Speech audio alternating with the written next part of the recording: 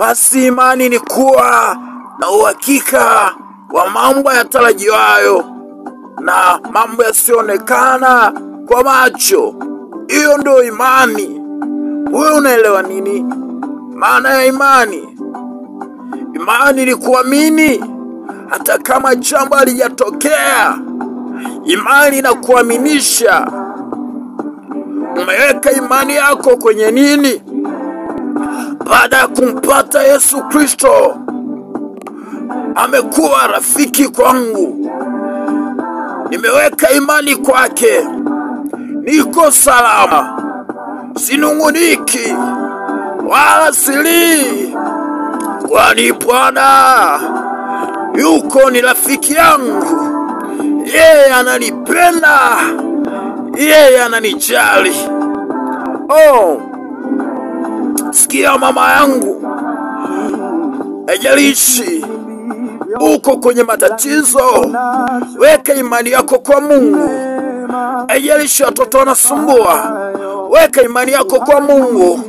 Haijalishi ni afya yako, weka imani kwa Mungu. Haleluya!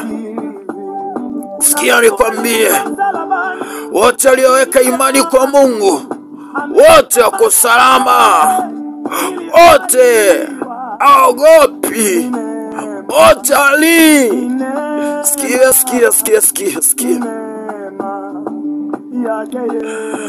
Ayubu alipatwa na jaribu zito, lakini aliweka imani yake kwa Mungu.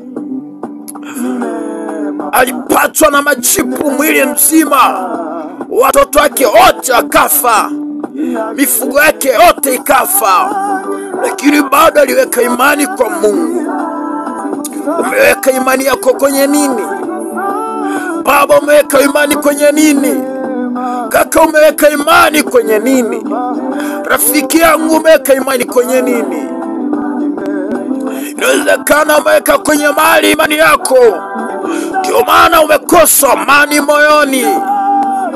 Umeweka kwenye vitu imani, ndio maana hauna furaha. Usiku ulali, maombolezo mchana na usiku.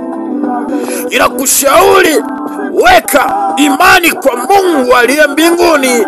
Yeye atakubadilisha, atasababisha furaha ndani ya moyo wako.